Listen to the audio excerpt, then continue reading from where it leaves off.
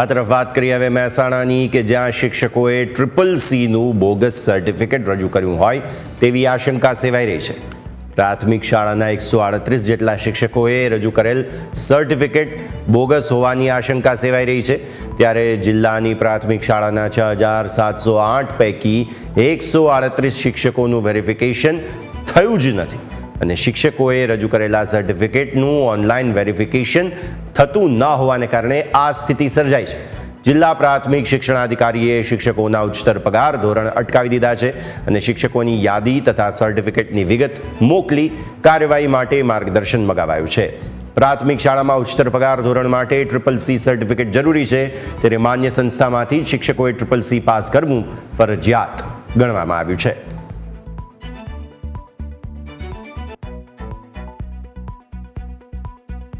શિક્ષક સમાજ ઘડતરનું કામ કરે છે એટલે સમાજ શિક્ષક પાસેથી વધુ અપેક્ષાઓ રાખતો હોય છે, પણ મહેસાણા જિલ્લામાં ફરજ બજાવતા 6708 શિક્ષકો પૈકી 138 શિક્ષકો એવા છે કે જેમણે ઉચ્ચતર પગાર ધોરણ લેવા માટે ખોટા CCCના સર્ટિફિકેટ રજૂ કર્યા છે।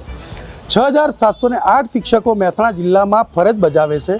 આ પૈકીના 138 શિક્ષકોના CCC સર્ટિફિકેટ રજૂ કરવામાં આવ્યા। આ સર્ટિફિકેટ ઓનલાઈન વેરિફિકેશન નહીં થતાં જિલ્લા પ્રાથમિક શિક્ષણાધિકારીની કચેરીને શંકા ગઈ હતી અને ત્યારબાદ 138 શિક્ષકોના સર્ટિફિકેટ સાથેની વિગત રાજ્ય સરકારના શિક્ષણ વિભાગને મોકલી આપવામાં આવી છે અને રાજ્ય સરકારને આ જે સર્ટિફિકેટ છે તેનું વેરિફિકેશન ન થાય તો આવા સર્ટિફિકેટ રજૂ કરનાર શિક્ષકો સામે કયા પ્રકારના પગલાં લેવા તેની માર્ગદર્શિકા આપવા માટે પણ જિલ્લા પ્રાથમિક શિક્ષણાધિકારીની કચેરી દ્વારા વિનંતી કરવામાં આવી છે। જો કે સવાલ એ છે કે પ્રાથમિક શિક્ષણ અને પ્રાથમિક શાળામાં ફરજ બજાવતા શિક્ષકો કે જેમને ઉચ્ચતર પગાર ધોરણ માટે CCC સર્ટિફિકેટ આપવું ફરજિયાત છે અને સરકાર દ્વારા જે ઠરાવ કરવામાં આવ્યો છે તે મુજબ માન્ય સંસ્થાઓમાંથી જ CCC પાસ કરવું અનિવાર્ય છે।